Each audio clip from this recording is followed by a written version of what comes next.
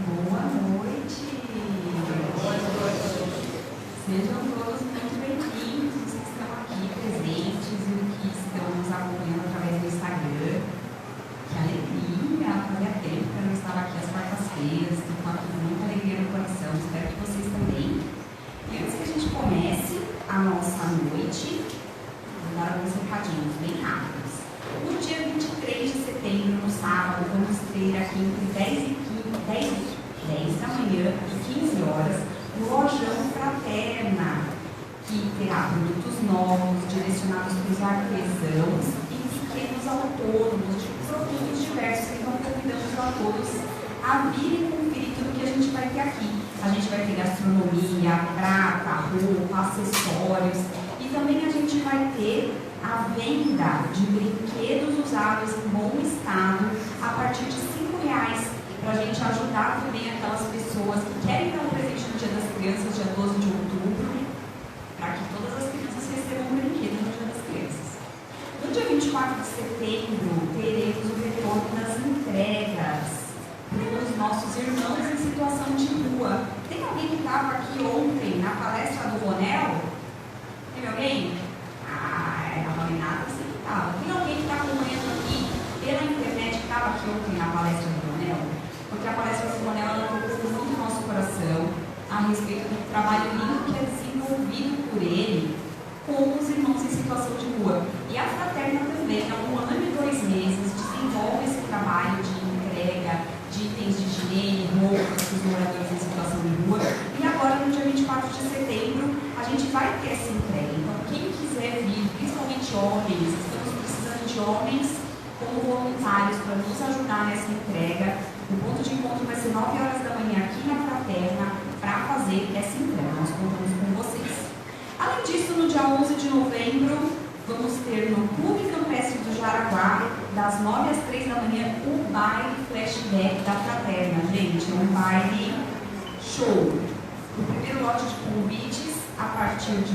Não, o primeiro lote de convites, R$50 cada.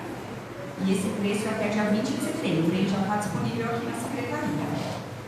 Às quartas-feiras, estamos com a nossa mocidade e evangelização infantil no período da palestra. Então, quem tiver crianças de 4 até quantos anos quiser, nós temos evangelização infantil e mocidade. Então, tragam seus jovens, tragam seus sobrinhos, tragam seus filhos, seus netos, quem quiser participar da nossa evangelização e mocidade. Qualquer outra informação que vocês precisarem, através do nosso WhatsApp, 3644-8610. E eu quero aproveitar para perguntar se tem alguém aqui que está vindo a primeira vez? A Fraterna hoje? Olha que maravilha! Sejam muito bem-vindos. Espero que vocês gostem, que voltem. Qualquer dúvida que tiverem, estamos à disposição de vocês. E agora, vou convidar vocês a fazer a nossa prece, porque nós temos um convidado hoje para palestrar para vocês, gente.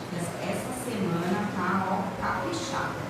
Mas quero primeiro convidar vocês a se sentarem de uma maneira confortável. Vou colocar aqui a nossa musiquinha para que a gente faça a nossa prece de abertura.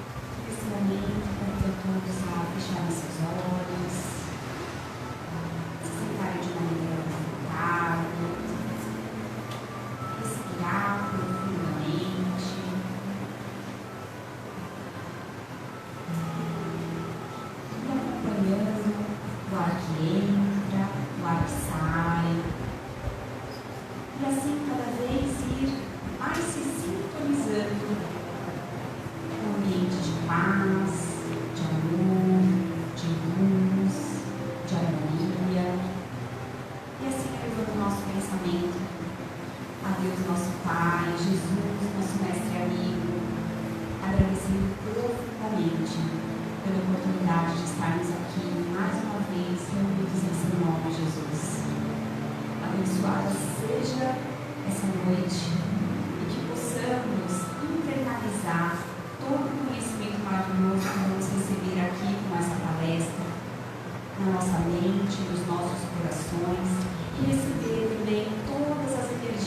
curas benéficas e revitalizantes disponíveis a cada um de nós, para que possamos sair daqui muito melhores do que aqui chegamos. Que assim seja, em nome de Jesus, graças a Deus.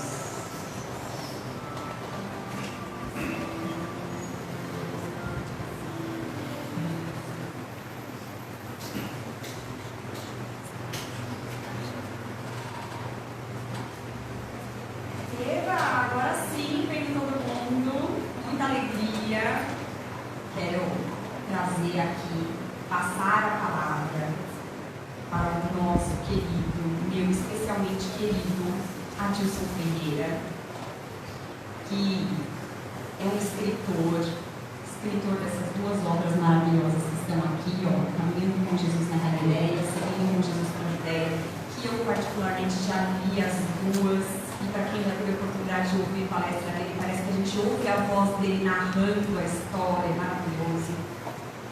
É uma honra para mim apresentar o Adilson aqui hoje.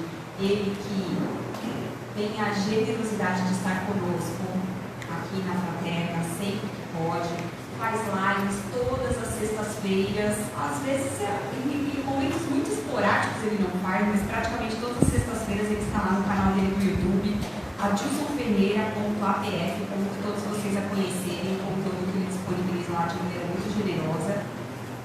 E que vai falar nessa noite sobre amor ao estranho.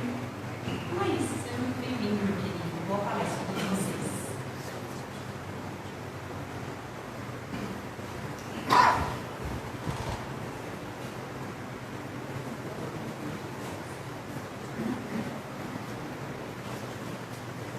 Boa noite a todos. Que Jesus, nosso divino mestre, amigo, companheiro, esteja conosco, não só agora, mas em todos os instantes da nossa caminhada. Nós vamos falar sobre a moral estranha. Quem já leu o nosso Evangelho segundo o Espiritismo, com certeza vai se recordar desse capítulo. Ele se reporta a palavras, frases de Jesus, que teria sido dita há 2000 anos, e que foge um pouquinho do contexto chamado Jesus. É estranho o que a gente vai ver, mas existe explicação para isso. Só que quando falamos de Jesus, o grande problema da humanidade, nos dias de hoje também, e talvez até sobretudo nos dias de hoje, a humanidade não raciocina Jesus. Jesus não é só para ser lindo. Ali, nossa, que bonito, gravei, é para ser raciocinado, pensado, refletido, analisado, confrontado, buscado, ir na história verificar o que aconteceu, para que ele se coloque dentro de nós, não como aquela imagem tão bonita, que é importante, né? A figura de Jesus, todo mundo vê a figura de Jesus, que maravilha, nos emociona, sem sombra de dúvida. É o maior espírito que veio à Terra. Nenhum se aproximou a ele, muito distante de todos os outros. Mas ele veio para nos trazer uma mensagem. Ele é o grande professor que veio nos ensinar Jesus. Mas o interessante é que a humanidade, boa parte dos cristãos, se apaixonaram pelo professor chamado Jesus. Se apaixonaram, ficaram encantados com o professor maravilhoso, e é de fato. Entretanto, pouco aprenderam da lição que esse professor deixou. Estão muitas vezes atentos à figura, mas não se aprofundam na mensagem. Imagine um professor nosso na escola, né, que todos nós frequentamos, e que hoje eu quero lembrar dele. Quem era meu professor de história? Meu professor de matemática? Não lembro. Sinceramente, não lembro.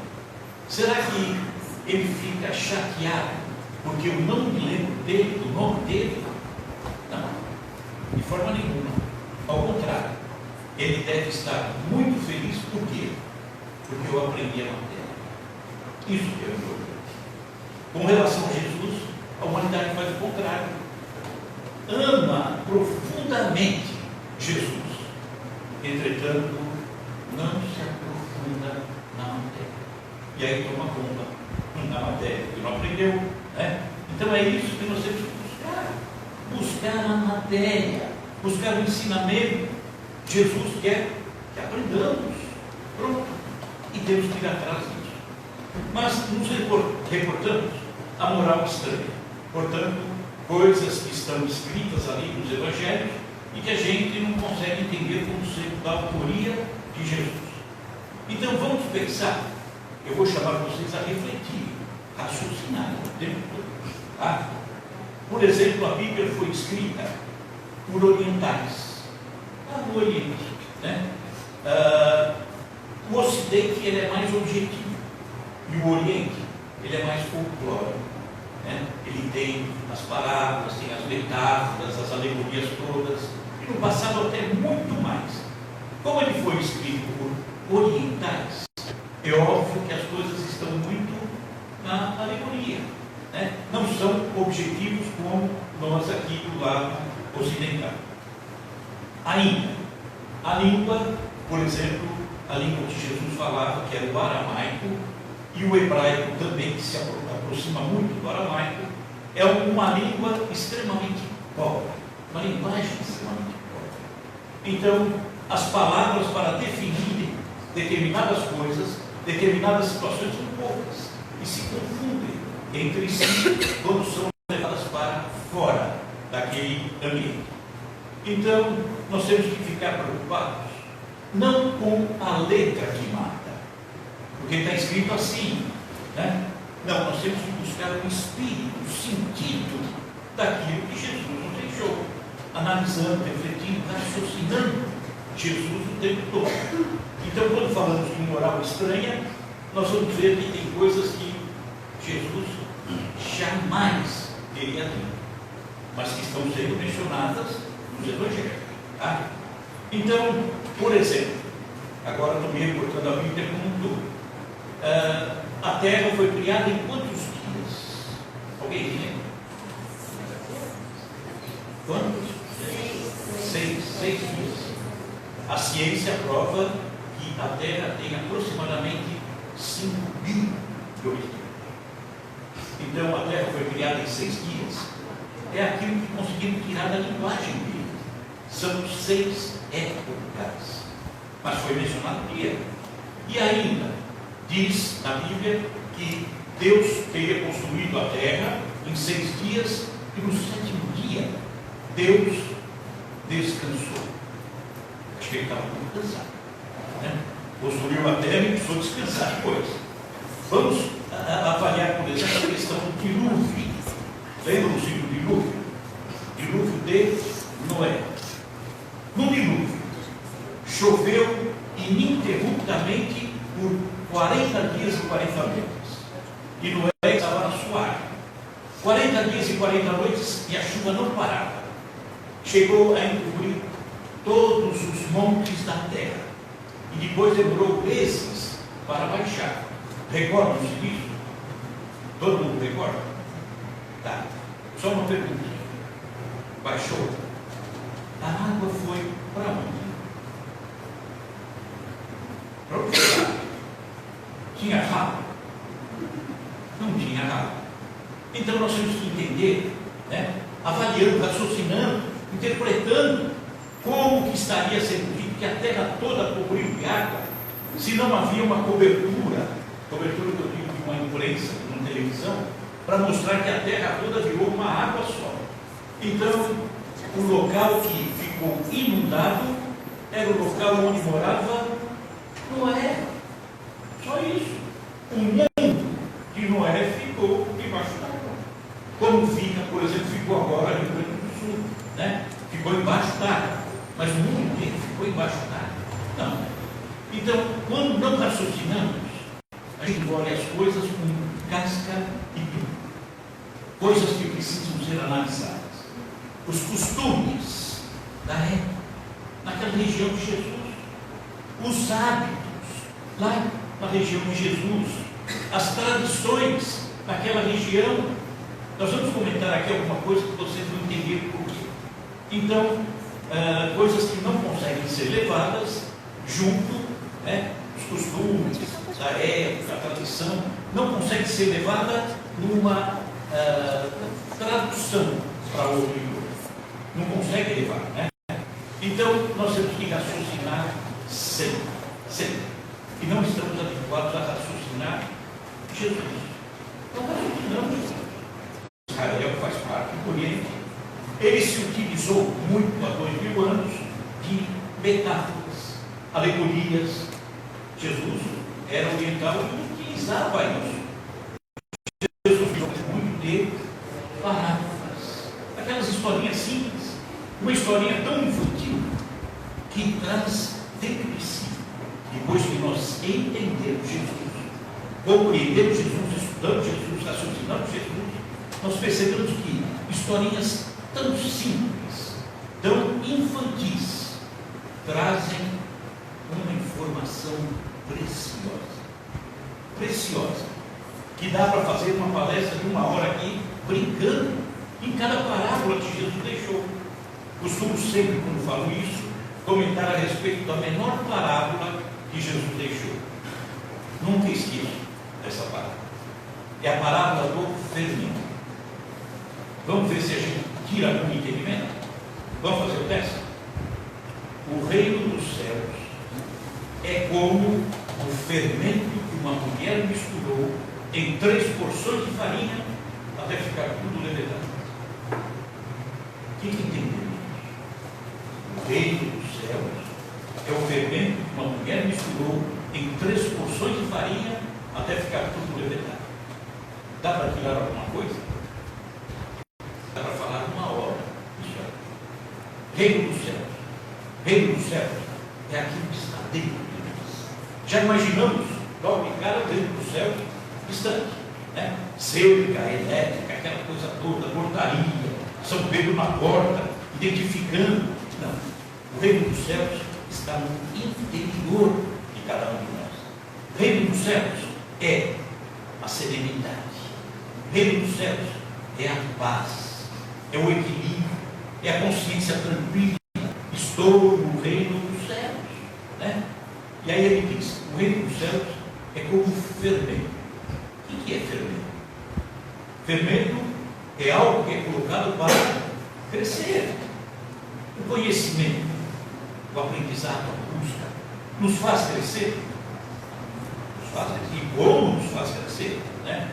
Então ele diz: para conseguir o reino dos céus, você precisa desse fermento.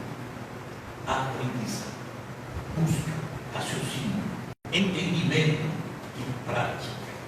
Porque se não tiver prática, ficou só na teoria, né? Não valeu a pena. Que a mulher misturou em 3 porções de farinha até ficar toda levedada, crescida. E aí eu começo a pensar, dentro de nós, queremos o reino dos céus? Queremos, todo mundo quer, né?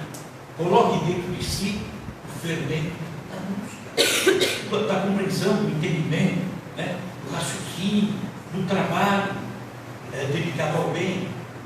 Vamos crescendo, mas crescer como um pão.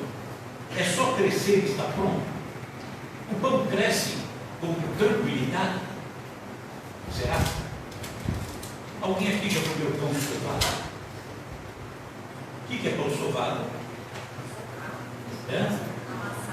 Amassado. É aquele pão que a cozinheira pega, amassou um pouquinho, joga no telhado, cai, chuta na parede, pisa em cima, faz horrores daquele pão, porque ali mistura o fermento. O fermento fica bem impregnado na farinha, tá? É assim que cresce. Nós somos um pão que vamos crescer como o pão sovado. Como misturar esse conhecimento tão internamente em nós, se o céu estivesse sempre de brigadeiro, aquele céu azul, sereno, paz, né? O mar não estava agitado. Quem aqui passa por dificuldades? Igual ninguém. Mas fiquem tranquilos. Fiquem tranquilos. Vamos passar.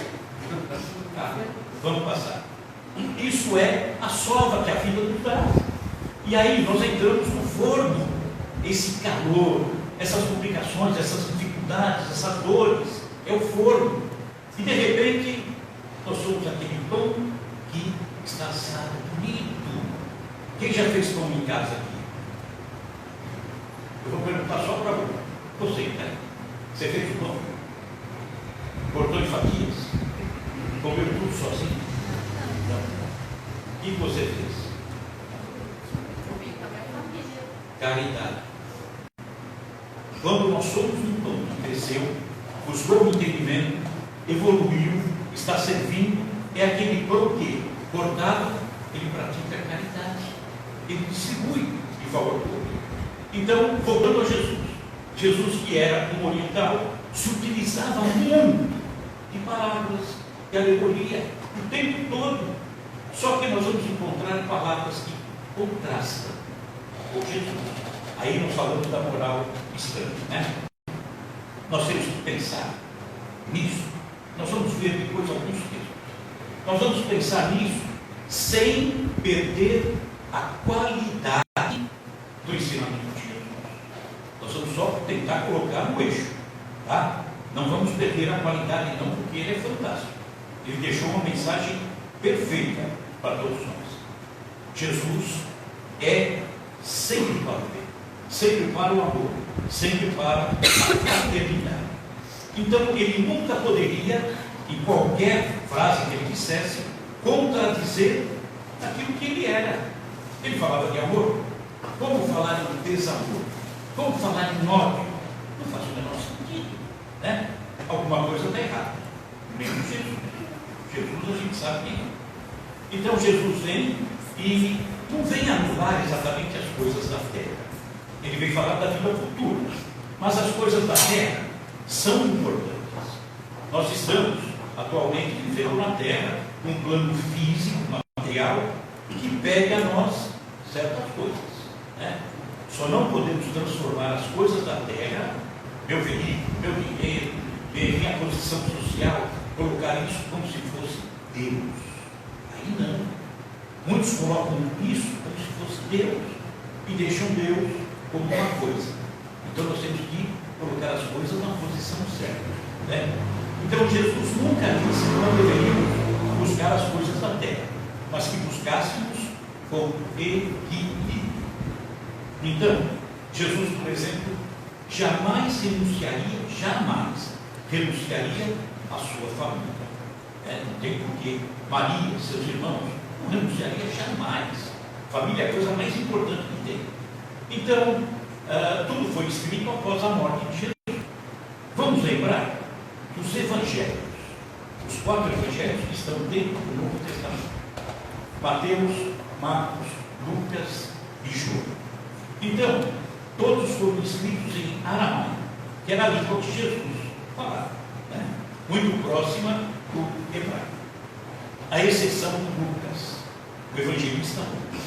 Lucas era um médico grego, e portanto, Lucas, ao escrever o evangelho, que vem com o nome dele, obviamente ele escreveu já em grego, né? Os outros não. Os outros mal conheciam o aramaico, né? Então Lucas escreveu em grego. Só que depois, aquilo que foi escrito no aramaico foi vertido para o grego. Já tem problema, já vai acontecer distorções. E do grego, depois para o latim, tá? Roma, levando para dentro de Roma, no latim, a escritura de modo geral, para depois, bem mais recente, ser vertido para o inglês, o francês, o português, todas essas, né? Então, nós vamos ver um pouquinho da história. E aí eu vou pedir para vocês raciocinarem, tá? Por que certas coisas foram escritas de uma maneira que a gente não consegue entender, aceitar? Não estou afirmando jamais que a mensagem de Jesus não é boa. Pelo contrário, é maravilhosa. Maravilhosa. Sofreu interferência do homem? Sofreu. Tá?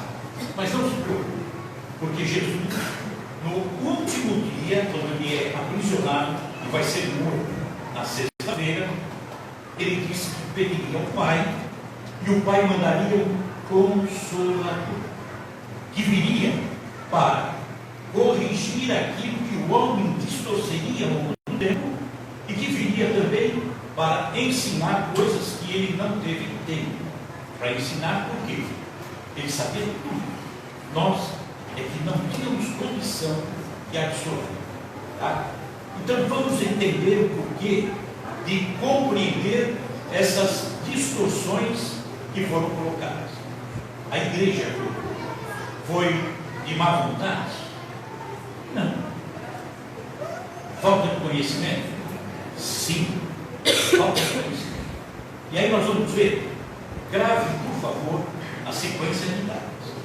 Nós vamos fazer uma viagem no século IV, quarto século. Imaginem como era o mundo no quarto século. Não tinha automóvel, não tinha meio de comunicação, não tinha WhatsApp, não tinha Facebook, não tinha nada. Né? Eu diria que praticamente a totalidade da humanidade era, quase a totalidade, era analfabeta. Não tinha isso, não tinha cultura, não tinha nada. Né? Eram pessoas. Então nós vamos focar nesse quarto século, onde o homem estava ali iniciando essa sua caminhada com muita dificuldade, e vamos recordar que quem dominava aquela região era o Império Romano. Império Romano. Império Romano era pagão, adorava vários deuses, não adorava o nosso Deus, não entendia o nosso Deus, e obviamente não aceitava Jesus, não tinha por que aceitar Jesus.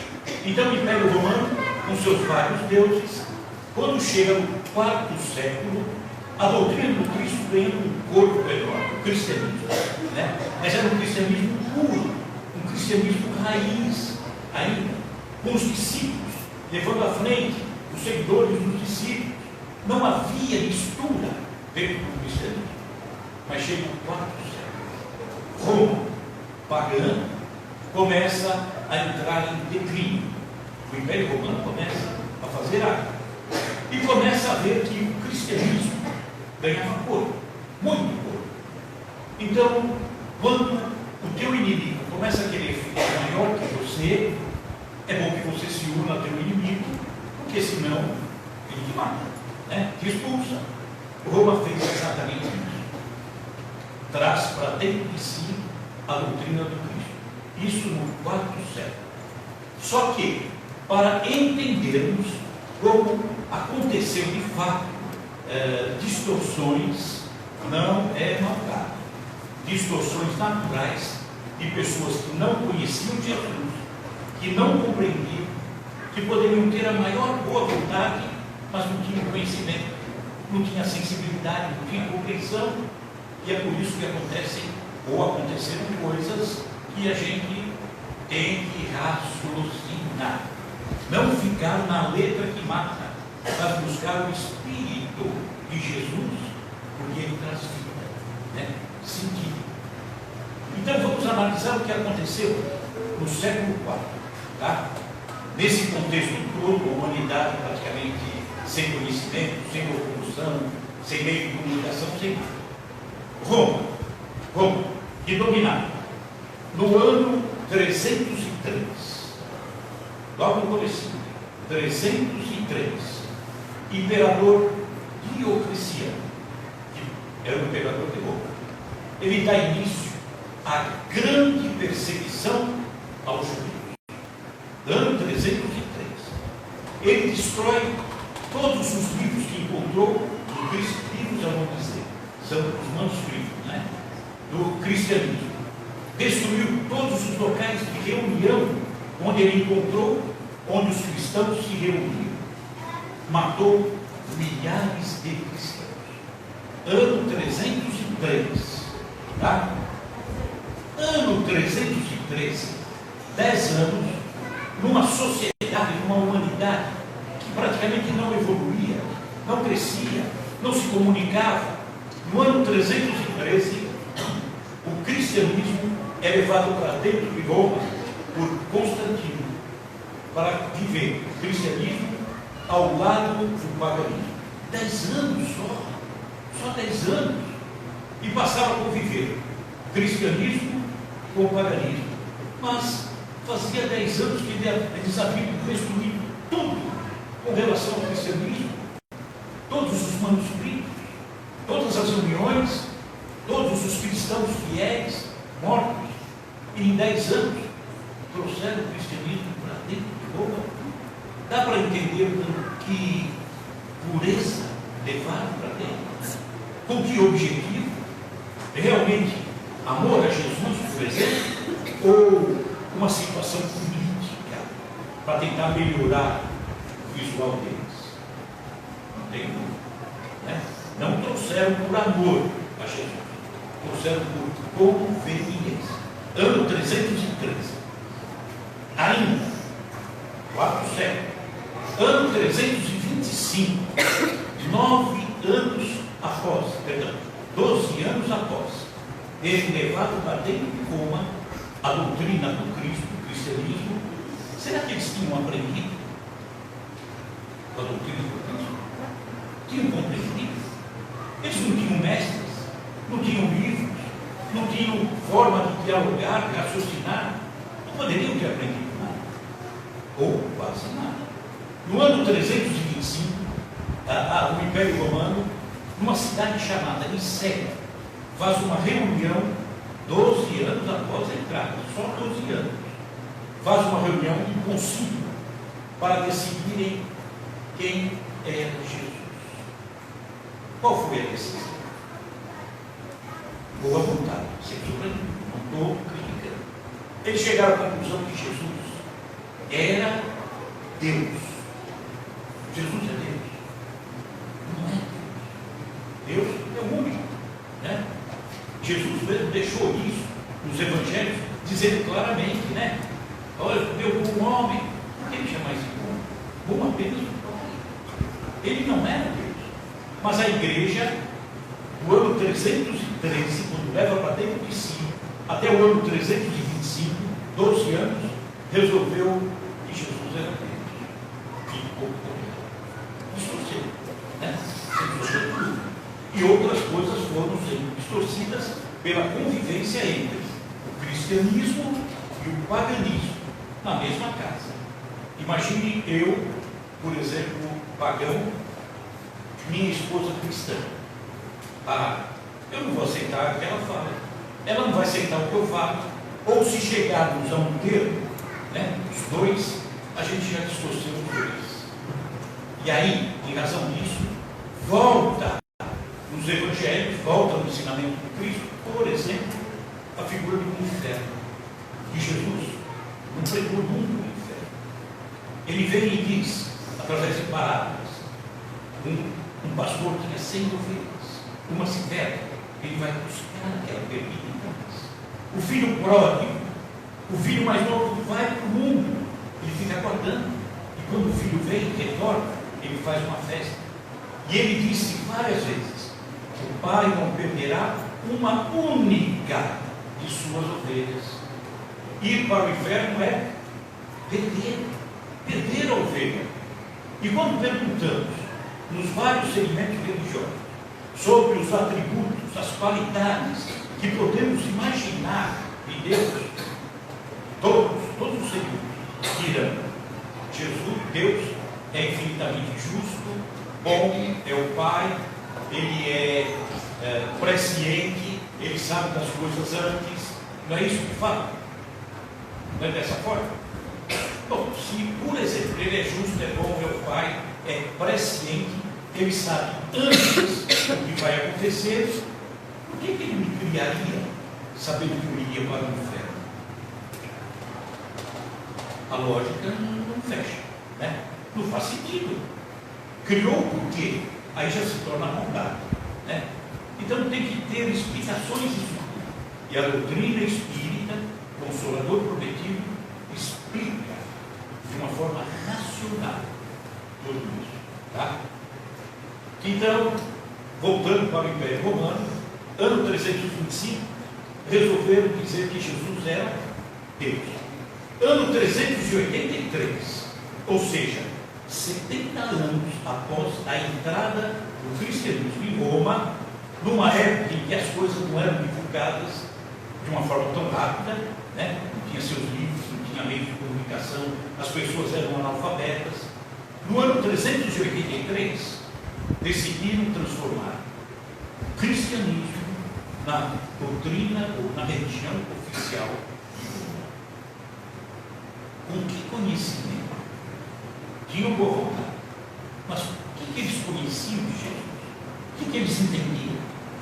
17 anos depois, no ano 400, ou seja, ainda dentro do quarto século, São Jerônimo pega os escritos, né, a Bíblia, Velho e Novo Testamento, e escreve a Vulgata. Vulgata é aquilo que foi escrito inicialmente no aramaico, levado para o grego, do grego levado para o latim.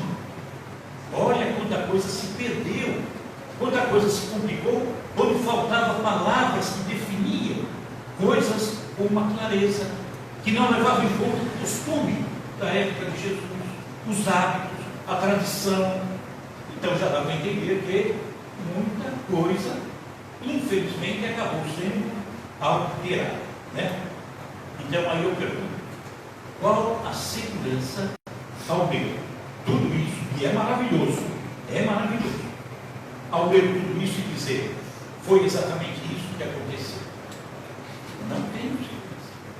Por isso que eu tenho que buscar o Espírito. Jesus é amor.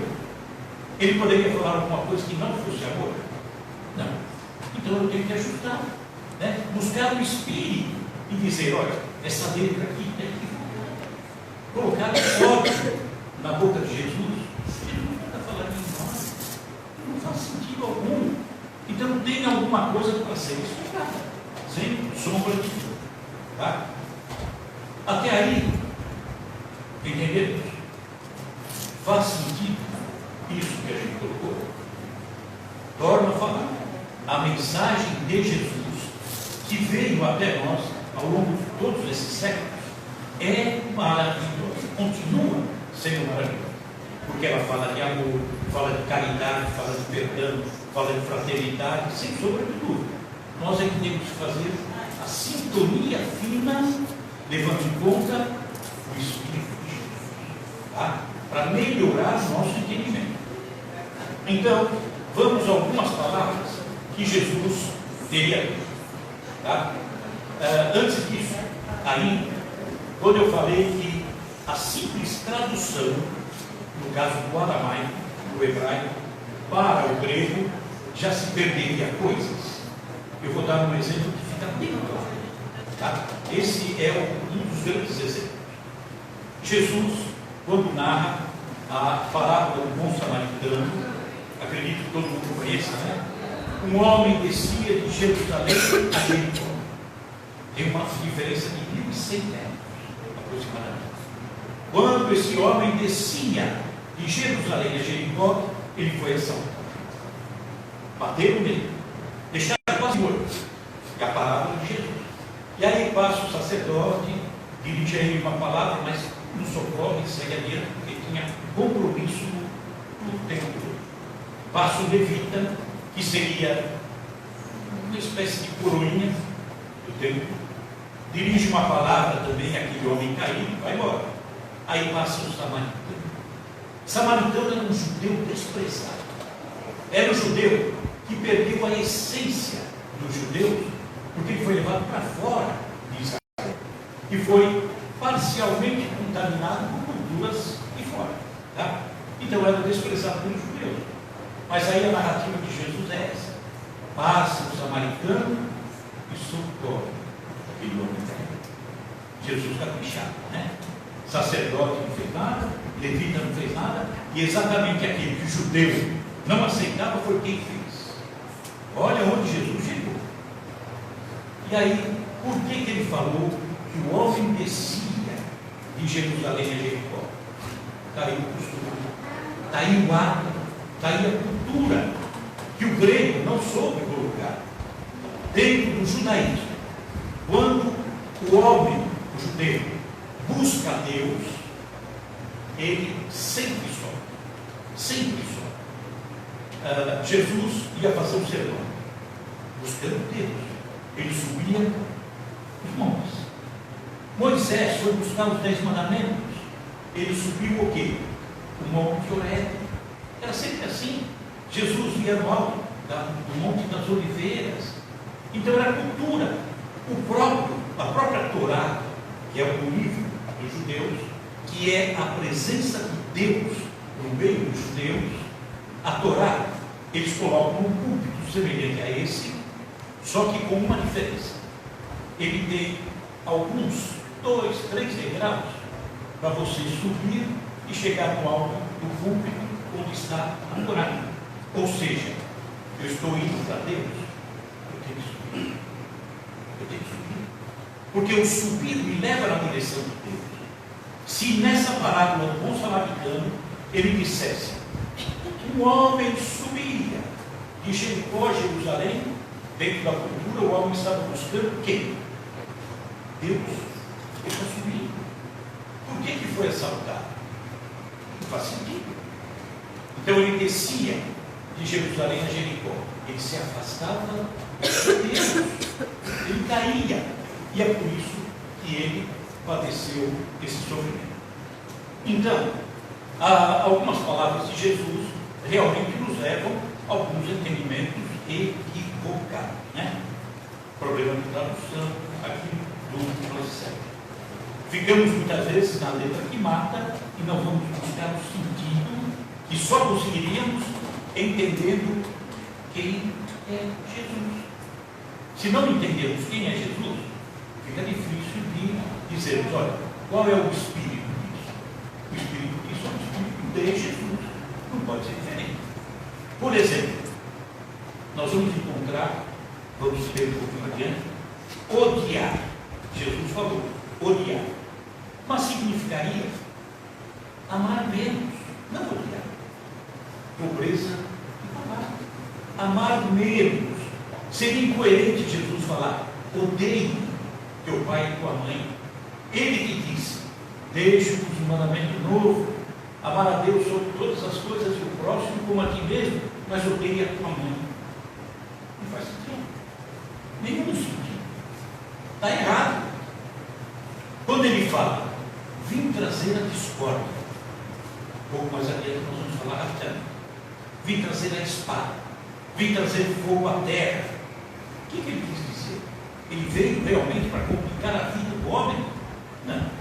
Ele sabia que um ensinamento novo, recheado de amor, recheado de bondade, para que as pessoas compreendessem, algumas compreenderiam, e as que não compreenderam, o que aconteceria dentro de uma casa? Por exemplo, a esposa entendeu Jesus e o marido não entendeu. Será que ali gerou discórdia? Gerou. É culpa de Jesus? A discórdia está no fato de eu não aceitar e o outro aceitar, e eu não tolerar o entendimento do outro. É por isso que gerou discórdia, não Jesus. Então, quando ele diz: acabei trazendo a discórdia, ou seja, o marido aceitou, a mulher não. Talvez aqui tenha alguém que veio e falou: puxa, eu vim aqui, o meu marido, quando chegar em casa, ele vai me falar algumas, ou a minha esposa vai falar algumas. Por quê? Porque um entendeu e o outro não. Mas isso tudo, né? Em todos os aspectos acontece isso. Jesus teria aqui: aquele que não amar mais a mim do que aos outros, não é digno de mim. Jesus quer o amor? Jesus quer a adoração para Ele?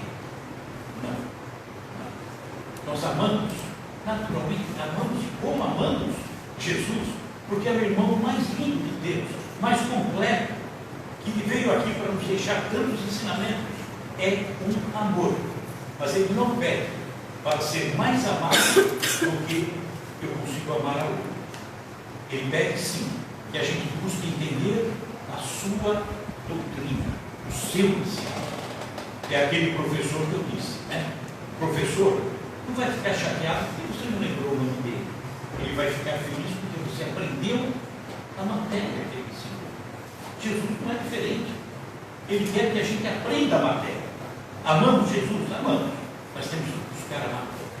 Senão, nós passamos pela vida com profundo amor por esse professor chamado Jesus, mas um absurdo desconhecimento da matéria que ele deixou. Valeu a pena? Não. A gente saiu vazio, né? Não aprendeu isso. Então eu vou ver alguns tópicos, só para a gente ver, na moral estranha, que nós temos que entender e colocar as palavras certas. Não é deturpar, é ajustar de acordo com o Espírito de Jesus. No Evangelho, Lucas, por exemplo, está escrito, quem procurar, Lucas 14, capítulo 14, versículo 25, Jesus diz: se alguém vem a mim e não odeia a seu pai e a sua mãe, a sua mulher e seus filhos, seus irmãos e irmãs, não é dividido. Faz sentido? Tem nenhum sentido. Ele nunca falaria isso, né? Então, nós podemos entender que Jesus estava nos dizendo a questão do apego. Tem muita gente que se apega de uma forma brutal, questão obsessiva. Por exemplo, em cima da esposa, obsessão, só existe a esposa no mundo. E ele não aprende nada da vida, ele não busca nada, não cresce, não evolui. Então Jesus está dizendo: olha, se você não odiar, ou seja, se você não amar menos, não é amar menos, é buscar as coisas melhores e amar também, amar a mensagem de Jesus, maravilhoso, nos prepara para o futuro. Mas óbvio, vou amar minha esposa, vou amar meus filhos, vou amar meu pai, minha mãe, é natural, tá? Quando ele diz assim, Jesus teria dito, segundo o Evangelho de João, capítulo 12, todo mundo ama aqui a sua vida, ama estar vivo, agradece por estar vivo, acho que todo mundo. João capítulo 12, quem ama a sua vida, perdê-la.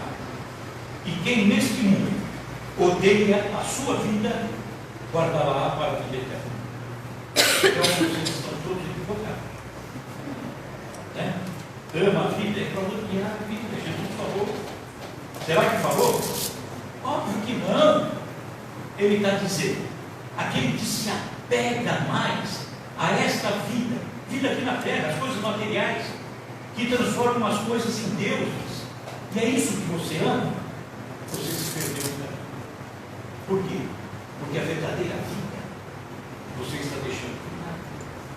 Nós estamos em passagem na terra, estamos aqui para aprendizado, não viemos aqui para aprender a amar o dinheiro, amar a casa que você tem, o carro, agradeça, sem sombra de dúvida, é importante, mas transformar o dinheiro, o apartamento, a casa, a sua posição social em deuses, são coisas que você transforma em deuses, você vai transformar o Deus em coisa invertida. Então é isso que ele nos chama a atenção, só que a palavra está errada, né? Quem ama a sua vida, ou quem tem apego por essa vida, vai se perder. Que vida? A vida de adoração, as coisas da terra. Eu amo a minha vida, sem sombra de dúvida, mas quero aprender também, quero crescer, não quero transformar as coisas em deuses para mim, de forma nenhuma. Agradeço, né, por tudo que ele me proporciona, mas a minha verdadeira vida não está aqui. Nossa vida está no outro lado. Nós ainda não aprendemos a olhar as coisas do lado do Espírito. Nós, quando chegamos na terra, somos seduzidos pelas coisas da terra, somos abraçados pelas coisas da terra, queremos a riqueza, queremos os vícios, queremos tudo, né? E nos perdemos nisso, quando o propósito não seria esse. Então nós começamos a olhar daqui, da terra, as coisas. No dia que aprendemos a olhar do outro lado, né, do lado espiritual, fazer um exercício, olhando do lado de lá, as coisas da terra, eu vou entender que lá é a minha casa. não sei quando vou voltar. Né? Falta muito tempo. Vou voltar. Então eu vou voltar para a minha casa. Porque aqui não é minha casa. Quando abraçamos a terra como sendo nossa casa, a terra é como se fosse um hospital. Estão querendo me dar para voltar. Eu me agarro no pé da mão. É uma escola. Vim aqui para aprender. Fizeram a prova, pode voltar. Eu me agarro na professora. Não quero voltar. Fico apegado aqui. Quando eu faço esse exercício, que está do outro lado, querendo olhar a vida aqui, as coisas mudam de vida. Aí eu percebo que isso aqui, por mais que possa parecer, nossa, vou viver aqui 70, 80, 90 anos. Isso aqui é um flash. Daqui a pouco estamos indo. Todos nós estaremos indo. Então a verdadeira vida é lá, mas é para amar a vida aqui.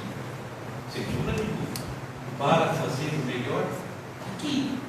Para fazer o bem aqui. Para crescer aqui. Jesus, por exemplo, negando sua própria família. Dá para imaginar Jesus negando a sua família? Outro episódio, né? Jesus negou a família.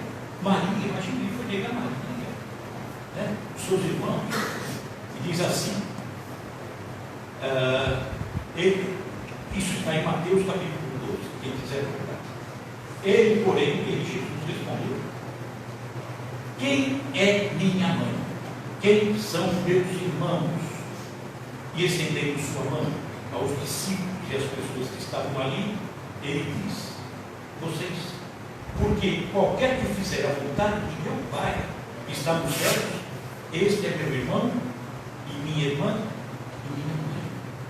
Eles estavam reunidos dentro da casa de Simão Pedro, um discípulo, a cidade de Cafarnaum. Jesus, os discípulos e várias pessoas. Onde Jesus ia, a população ficava em cima de Jesus. Imagina sentir a vibração de Jesus. Imagina receber um olhar de Jesus, um afago de Jesus. É alguma coisa que não tem, né? Não dá para explicar. E aí aparece alguém no meio daquela multidão dentro da casa de Pedro, Jesus ensinando as pessoas. Vem um e diz: Jesus, aí fora estão sua mãe, seus irmãos, suas irmãs. E aí Jesus responde dessa forma, né? Aí é até uma questão de entonação, para ver como só entonação. Por exemplo, se Jesus tivesse dito: quem são minha mãe e meus irmãos? Dá para sentir? E se ele dissesse: quem são minha mãe e meus irmãos? Perceberam uma diferença? Ele está dizendo: minha mãe e meus irmãos estão aí, que maravilha, eu os amo, assim como eu amo vocês, porque vocês são minha mãe e meus irmãos. Jesus pregando um amor universal. E uma simples leitura a gente diz: ele rejeitou a mãe? Como é que fica? É não entender o Espírito de Jesus. E ir na palavra que mata. Eu tenho que buscar o Espírito de Jesus que vivifica. Maria tinha importância na vida de Jesus. Jesus obedecia Maria? Sim? Não? Muito pelo contrário? Sim ou não? Sim, lógico que sim. Imagina Maria. Então nós vamos lembrar, por exemplo, o episódio das bodas de Caná. As bodas de Caná, quando estava numa festa de casamento, bodas é casamento, e demorava lá normalmente 7 dias. Estava Maria, Jesus, os discípulos e muita gente no casamento, né? E aí acaba o vinho. Acabou o vinho. E agora? Como é que faz? É um escândalo para o judeu, numa festa de casamento. Olha, pessoal, desculpa, acabou o vinho, tá? Serve Coca-Cola? Vamos dizer que não, tem por vinho, né? Serve Coca-Cola no lugar? Eles vão dizer: não, é uma falta de educação faltar vinho. É falta de educação. Só que acabou o vinho. E a família ali que estava casando era parentesco de Maria também. E aí Maria, só para ver como Jesus amava, obedecia Maria, na grandeza dele, na grandeza de Jesus. Maria chega em Jesus e diz: Jesus, acabou o fim. Jesus respondeu: e eu com isso, mulher? Era uma forma normal de se recordar a mãe. Não era falta de educação. E eu com isso, mulher? Jesus, acabou o fim. Mulher, ainda não é minha hora. Ou seja, ele não faria milagre ainda, né? Maria chama os serviçais e fala: façam tudo o que ele mandar. Virou as costas e foi embora. E aí Jesus, olha agora, ficou pendurado na brocha, né? E agora, o que eu faço? Olha, pessoal, encham essas talhas de água, esses vasos de água. Encheram, Jesus vai e transforma aquela água em vinho, né? Será que ele amava Maria? Respeitava Maria? É como se ele dissesse: olha, não chegou minha hora. Jesus, acabou o filho. Mulher, ainda não é o momento. Eu falei: daí, eu sou tua mãe. É mais ou menos isso que ela falou. E daí, eu sou tua mãe, tá bom? Olha, faço o que ele pediu. Está resolvendo a questão. E aí colocam que ele odiou, desprezou Maria. Não faz o menor sentido. É contra o Espírito de Jesus totalmente. Não dá para aceitar. Então nós temos que sair da letra que mata. O jovem rico. Temos aí para o jovem rico. Tinha um jovem rico passando na rua. Ele tinha muito dinheiro. Ele chega até Jesus e pergunta. Olha aqui a figura que Jesus não é Deus, tá? Ele diz: bom mestre. O jovem pergunta: o que eu preciso fazer para conseguir a vida eterna? A resposta de Jesus teria sido assim: por que me chamas de bom? Não há bom senão um só, que é Deus. E a igreja transformou ele em Deus. Olha que beleza, né? Então o jovem rico diz: o que eu faço para conseguir os céus, o reino do céu, a paz interior, a serenidade? Jesus, obviamente, sentia que estava no coração de Deus. Ele alcançava longe, muito longe. A gente sequer imagina. E aí Jesus diz: preciso pegar esse moleque, né? Você tem que seguir os mandamentos. E aí o jovenzinho, que era judeu, responde de uma forma um pouco estranha para o judeu, porque o judeu seguia fervorosamente os mandamentos de Moisés, né? Que era o principal para eles. Eu falo: mas que mandamentos? E aí Jesus teve que enumerar: não matar, não roubar, não sei o quê. Imagine um judeu dizer que não sabia. É porque ele estava fora do grupo, estava envolvido em outras coisas, não estava envolvido com as coisas da alma. E aí Jesus diz: faça isso. Mas isso eu já faço, Jesus.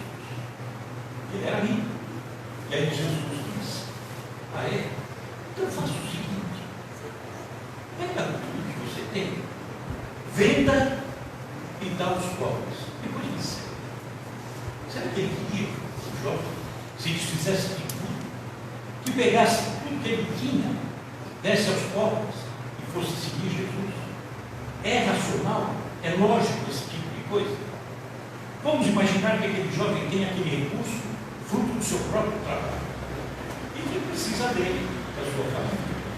E outro, ao dispor do recurso que ele tinha, da riqueza que ele tinha, dá aos pobres. O que o pobre faria com todos os recursos? E se faria com ele? Jogaria por fora. O que Jesus queria dizer? O sentido que dá: desapegue-se.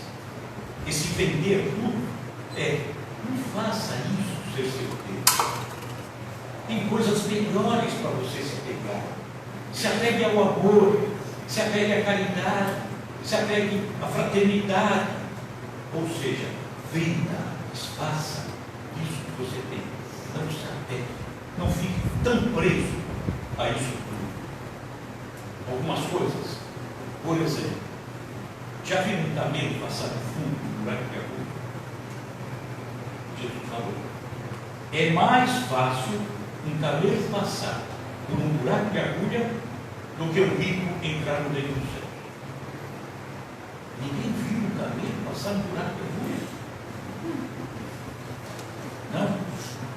É a questão da cultura, daquilo que acontecia, dos hábitos. Lá, na época de Jesus, eles costuravam, essa é uma das versões, eles costuravam o tecido utilizando-se do pelo do camelo, do pelo, colocado na agulha. E ali ele costurava. Ele dizia: é mais fácil um camelo, o pelo do camelo, passar por um buraco de agulha do que um rico entrar no reino dos céus. Dava para entender isso, o grego, o romano? Não conseguia entender. Jesus estava dizendo que não poderia ficar apegado à riqueza. Ele não condenava a riqueza, até porque seguidores dele eram ricos também. Tinha alguns que tinham condição. Nicodemos, fariseu, que seguia Jesus, tinha riqueza. José de Arimateia tinha riqueza. Zaqueu tinha riqueza e seguiu Jesus. Zaqueu foi um exemplo vivo do desapego. Desfez-se de tudo e foi seguir Jesus.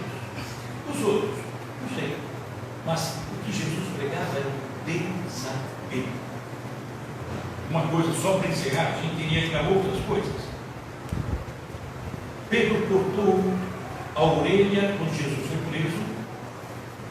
Pedro decepou uma orelha de um soldado romano. Né? Lembra-se disso? Dá para aceitar isso?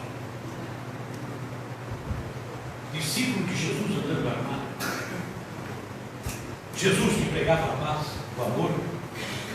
Eles andando com uma arma, com uma espada, não faz o menor sentido.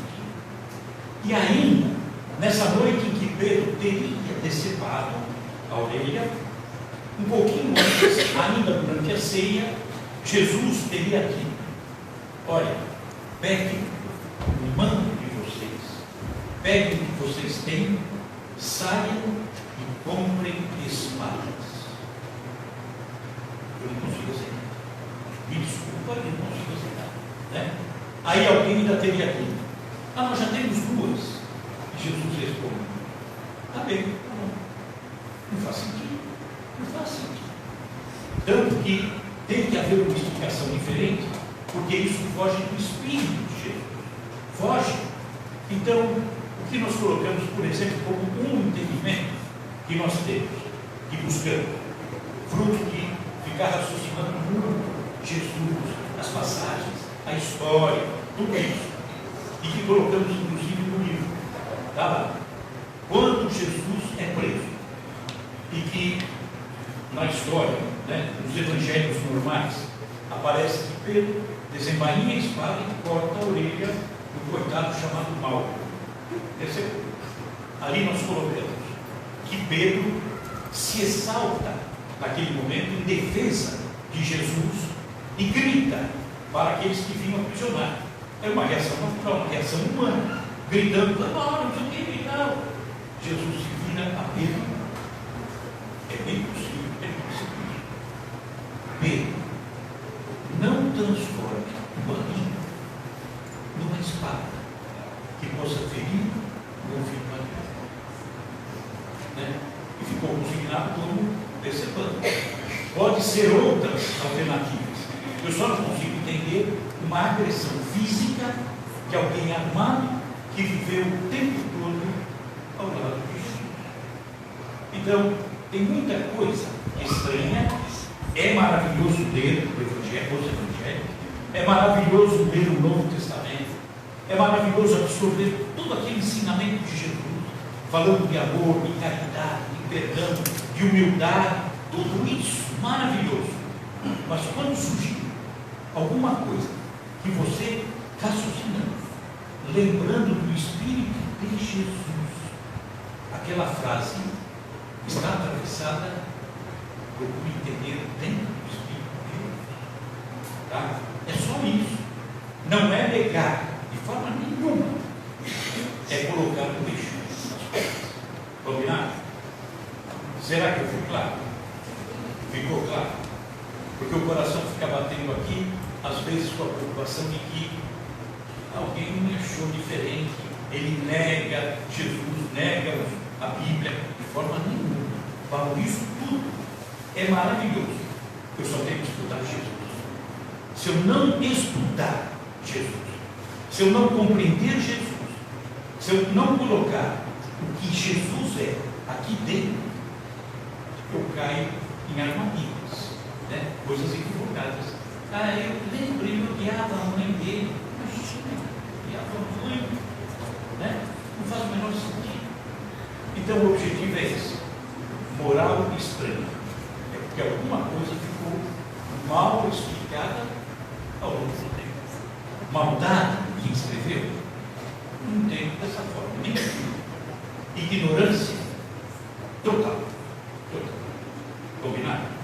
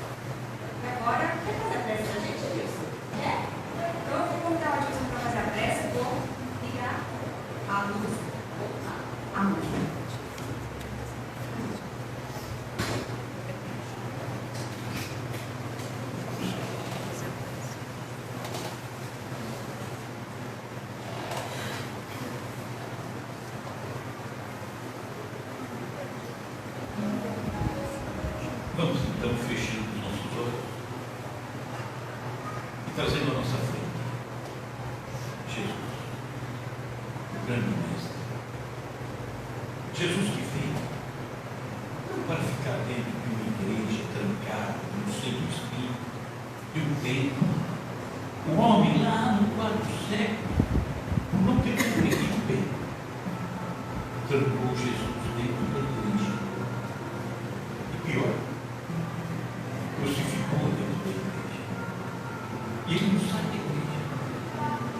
Mas Jesus veio há 2000 anos atrás para a vida como um todo, para que a humanidade pudesse entender, compreender tudo que ele nos deixou, para que aprendêssemos a colocar em prática em todos os locais, em todas as situações do relacionamento humano. Não importa o local. É dentro da igreja, no centro, também, mas é lá fora. É no meio da família, entre os amigos, no ambiente de trabalho, na rua, no passeio. É Jesus nos acompanhando em todos os instantes, para que a gente aprenda a buscar Jesus em todas as ocasiões. Mas como compreender Jesus? Como compreender se eu não paro para raciocinar, para ver o que ele deixou, para ver o que a história registrou, para ver a lógica disso tudo? Nunca perdendo a referência que é o Espírito de Jesus. Então, de todos nós, nos despertemos para essa buscar esse Jesus, pensar, raciocinar, colocar dentro do nosso coração, dialogarmos, discutirmos e trazer esse Jesus em todos os lugares, em todas as situações. Não basta aprender é preciso viver